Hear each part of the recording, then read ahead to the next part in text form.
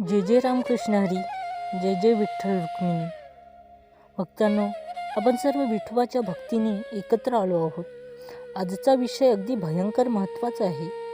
घरात ठेवलेल्या 2 अशा वस्तू ज्या देवही नको म्हणतात, आणि त्या वस्तूंचा परिणाम काय, आणि एक अभंग जो घरातल्या नेगेटिव्हिटी शक्तींना क्षणात विरघळवतो. आज आपण याचं गूढ रहस्याचा उलगडा करणार आहोत. घरात काही वस्तू अशा असतात की देवही त्या नको म्हणतात. या 2 वस्तू घरात ठेवल्या की शांतता, पैसा, आरोग्य आणि देवकृपेवर थेट परिणाम होतो. आजच्या व्हिडिओमध्ये आपण जाणून घेणार आहोत घरात कधीही न ठेवायच्या त्या 2 अशुभ वस्तू कोणत्या. अशा वस्तू ठेवण्याचे आध्यात्मिक आणि ऊर्जात्मक तोटे. घरातील निगेटिव्हिटी ऊर्जा दूर करणारा एक शक्तिशाली विठोबाचा अभंग. एका वास्तविक कथा या 2 वस्तू काढतात एका कुटुंबाचं नशीब कसं बदललं. घर पवित्र, मन शांत आणि वातावरण प्रसन्न ठेवण्यासाठी देवघराचे नियम. हा संपूर्ण व्हिडिओ शेवटपर्यंत पहा. कदाचित तुम्हाला तुमच्या घरातल्या समस्यांचं मूळ कारण आजच समजेल. विठ्ठल नामाचा प्रसार करूया. हा व्हिडिओ एकदा शेअर करा. कदाचित एखादं तुटलेलं मन यातून शांत होईल. कमेंट करा, जय श्री हरी विठ्ठल पांडुरंग. तुमच्यासाठी प्रार्थना केली जाईल. नमस्कार मंडळी, स्वागत आहे तुमचे सनातन धर्म माहिती या भक्तिभावाने ओथांबलेल्या यूट्यूब चॅनलवर. मंडळी, चॅनलवर जर आपण नवीन असाल तर कृपया चॅनलला सबस्क्राईब करा आणि व्हिडिओ लाईक करा, शेअर करा आणि कमेंटमध्ये आपली प्रतिक्रिया नक्की व्यक्त करा. पहिलं, घर म्हणजे देवाचं स्थान. प्रथम एक गोष्ट लक्षात ठेवा, घर म्हणजे फक्त विटा आणि सिमेंट नव्हे. घर म्हणजे ऊर्जा, भावना, देवाची कृपा, पूर्वजांची छाया आणि आपली कर्मभूमी. घरात एखादी चुकीची वस्तू आली तर काय होतं?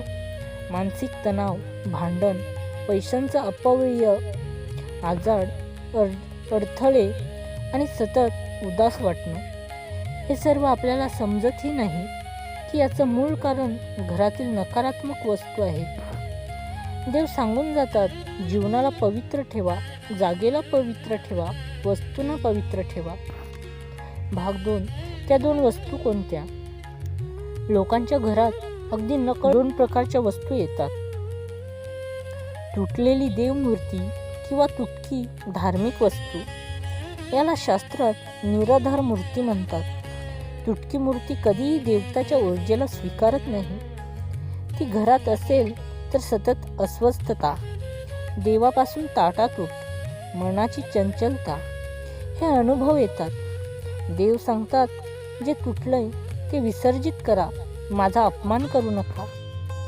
ज्येष्ठांच्या मृत्यूनंतर त्यांच्या वापरातील वस्तूंचा चुकीचा उपयोग, विशेषतः बेड, उशी, कपडे, काठी, पादत्राणे, जुनी वस्तू ज्या ऊर्जा धारण करतात. या वस्तूमध्ये त्या व्यक्तीच्या भावना, दुःख आणि कधीकधी शेवटच्या क्षणातील वेदना साठलेल्या असतात.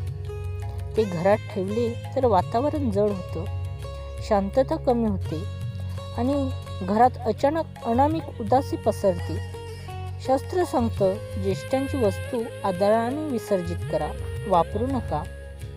भाग 3, पण या वस्तूचा परिणाम इतका गंभीर का. ऊर्जेचा नियम साधा आहे. जे जे घरात आहे ते ते तुमच्या मनात उतरतं. तुटकी मूर्ती, तुटलेल्या ऊर्जेचा प्रवाह, जुन्या मृत व्यक्तीच्या वस्तू, त्यांच्या अपूर्ण भावनांची कंपने. ही कंपने आपल्याला जाणवत नाहीत, पण ती झोप बिघडवतात, मनावर भार टाकतात, देव ज्ञानात अडथळे निर्माण करतात, भक्तीची चव कमी करतात. भाग 4, मग उपाय काय. आजचा सर्वात महत्त्वाचा भाग. हा अभंग म्हणतात वातावरण हलकं होतं, ऊर्जेचं शुद्धीकरण होतं. तो अभंग म्हणजे पांडुरंग पांडुरंग काला पांडुरंग. हा अभंग विठ्ठलाच्या तेजस्वी, काल्या, करुणामयी स्वरूपाचं स्मरण देतो. विठोबा काला आहे कारण सर्व दुःख शोषणारा, सर्व पाप जळवणारा, सर्व अशुभ ऊर्जा शुद्ध करणारा. त्यांचं कालेपणा म्हणजे अनंत संरक्षण. जेव्हा हा अभंग घरात म्हणला जातो तेव्हा घरातील तुटलेली ऊर्जा, अशुभ अडथळे, नकारात्मक भाव क्षणात निघून जातात. हा अभंग ज्ञान आहे, साधना आहे आणि ऊर्जा शुद्धीकरण आहे. भाग 5. कथा. एका भक्ताच्या घरात घडलेला अनुभव. पुण्याजवळील एका गावात एक साधी गृहिणी राहत होती, सुमनताई. घरी सतत भांडण, मुलगा चिडचिडा, नवरा उदास असेच. एकदा ती विठ्ठल मंदिरात गेली आणि तिथे पुजारी म्हणाले, ताई, घरात काय तुटकी मूर्ती आहे का?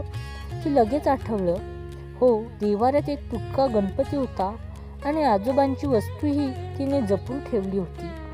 पुजाऱ्याने सांगितलं, ते विसर्जित करा आणि हा अभंग रोज संध्याकाळी म्हणा.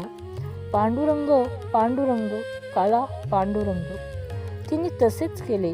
दुसऱ्या दिवसापासून वातावरण शांत, मुलांचं वागणं बदललं, घरात अचानक हसू परतलं. कित्येक वर्षांनी एक शांती जाणवली. तुटक्या वस्तू काढून विठ्ठलाचा अभंग म्हणतात तिचं घर देवलासारखं पवित्र झालं. अभंगाचा अर्थ सांगतो, काला पांडुरंग म्हणजे आपल्यावरची काली छाया दूर करणारा, घरातील दुर्भाग्य कापणारा, भक्तांचं रक्षण करणारा. अभंगाच्या प्रत्येक ओळीतून अशी ऊर्जा बाहेर पडते की घरातील जड ऊर्जा हलकी होते, चिंता विरघळते, मन शांत होतं, देवभक्ती रसरसून वाहते. हा अभंग म्हणजे जणू विठोबाचा हात आपल्या डोक्यावर. भाग 7. काढायच्या वस्तूंची संपूर्ण यादी. घरात कधीही न ठेवायच्या वस्तू.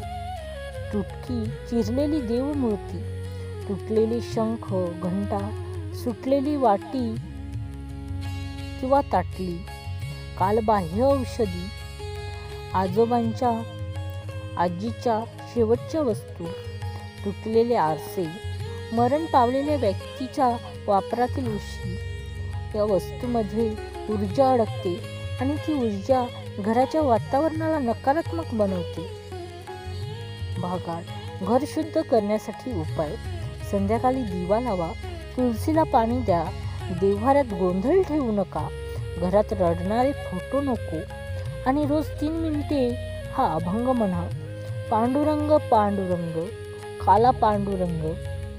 ज्याचं नाव कालावरही विजय मिळू शकतो, त्याचं स्मरण घराला पवित्र करायलाच. घरात कोणतीही वस्तू नसते, ती ऊर्जा असते. तुटकी वस्तू, तुटकी ऊर्जा. पवित्र अभंग, पवित्र ऊर्जा. देव म्हणतात, भक्तांनो, मी तुमच्या घरात आहे, फक्त मला जागा द्या. तुम्ही फक्त त्या 2 नको असलेल्या वस्तू काढून टाका आणि विठोबाचं नाव धरा. पहा, घर कसं देवालय होतं इथे. भक्तांनो, आज तुम्ही एक महत्त्वाचं ध्यान ऐकलं. घरातल्या 2 चुकीच्या वस्तूंमुळे देवाची कृपा प्रवृत्तीही मंदावते आणि एक पवित्र अभंग घरातला अंधार क्षणात दूर करू शकतो. आता तुमच्यापैकी प्रत्येकाने स्वतःला एक प्रश्न विचारायचा आहे, माझ्या घरात अशा नकारात्मक वस्तू आहेत का? मी देवाला अडथळा निर्माण करणाऱ्या वस्तू नकळत ठेवून तर नाही ना? मी हा पवित्र अभंग रोज म्हणतोय का? आजच कृती करा. उद्यावर ढकलू नका. आत्ताच देव्हाऱ्यात जा. तुटकी वस्तू असतील तर प्रेमाने बाजूला ठेवा आणि आज रात्री पहिल्यांदा हा अभंग म्हणा. पांडुरंग पांडुरंग काला पांडुरंग. तुम्ही हा अभंग म्हणाल आणि विठोबा म्हणेल, माझ्या लेकरा, तू फक्त एक पाऊल टाक, बाकीचा संसार मी स्वच्छ करतो. जर तुमच्या घरात शांती हवी असेल, जर मनात भक्ती फुलवायची असेल, जर जीवनात देवाचे संरक्षण हवं असेल, तर हा व्हिडिओ ताबडतोब शेअर करा. कुणाच्या घरात कदाचित तुटकी मूर्ती असेल, जुन्या ऊर्जा अडकलेल्या वस्तू असतील आणि त्यांना कळतच नसेल की त्रास नेमका कुठून येतोय. तुम्ही त्यांच्यासाठी दिवा बनू शकतो. हा ज्ञानाचा प्रकाश पुढे द्या. सबस्क्राईब करा, कारण पुढच्या व्हिडिओत मी तुम्हाला सांगणार आहे घरातील कोणते 3 जागेवर देवाचा आशीर्वाद कायमस्वरूपी स्थिर राहतो. बेल आयकॉन दाबा, कारण विठोबाची भक्ती ही कधीही तुमच्यापर्यंत पोहोचली पाहिजे आणि तुम्ही ती चुकू नये. विठ्ठल नाम घेत राहा आणि देव तुमच्या घराचा, मनाचा आणि जीवनाचा प्रकाश बनू दे. जय जय रामकृष्ण हरी.